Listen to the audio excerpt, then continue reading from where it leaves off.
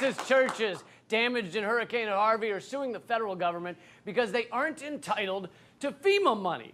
Of course, the reason they aren't entitled is due to this pesky little thing called separation of church and state. You remember that, right? The one safeguard against a public school teacher saying girls can get pregnant by Jesus pointing and winking at their uterus? This could set a dangerous precedent for religious institutions that are already tax exempt. For more on this, we turn to our senior religion expert, Natalie McGill. Yeah. Natalie, considering churches make tons of money, we could generate $70 billion if they were taxed like other organizations. This seems like a bit of a money grab. Now, Lee, I've been going to church my entire life. This is not a money grab.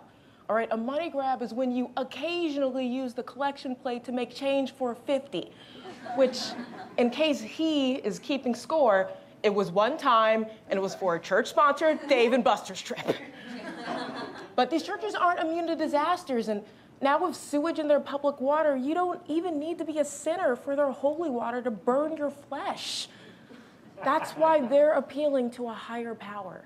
You mean God? No, Congress. All right, now the Senate is considering a bill that would amend legislation called the Stafford Act to allow houses of worship to receive FEMA money.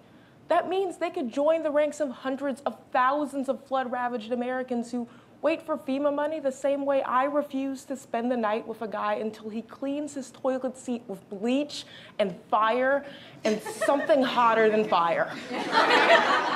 All right, in both cases, you're gonna see a lot of mold until you get a payoff. The issue with giving any house of worship government funding is they aren't being held accountable for social services that society just assumes they provide, right? Like, for example, the Mormon Church only gives 0.7% of its annual income to charity. They need to accept the separation of church and state because No. Lee, God is always in government. It's why 4 openly Christian senators co-sponsored this bill. Plus, the missionary handbook of one of the 3 churches proves this point, which says, while the Assemblies of God recognizes government as God's provision and is not opposed to political parties as a part of the American political process, it refrains from becoming embroiled in party politics or promoting a particular system of government for many reasons. Wait, refrains from becoming embroiled. So they also agree in separating church and state. Did you actually read this whole thing before just now? Did I read it? No. No one even reads the Bible front to back. I mean, unless they're a horny youth group teenager looking for a premarital sex loophole. Okay, so I may have glossed over that part, but denying the funding is ungodly, and taxing them infringes on their freedom of religion.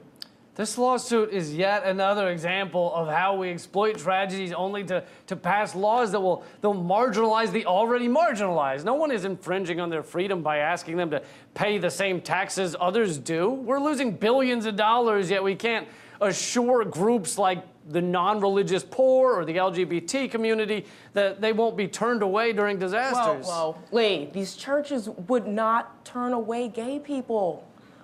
You're thinking of bakeries. All right, they're proof that when you can't find a loophole in the Bible, you ask the Supreme Court to make one for you.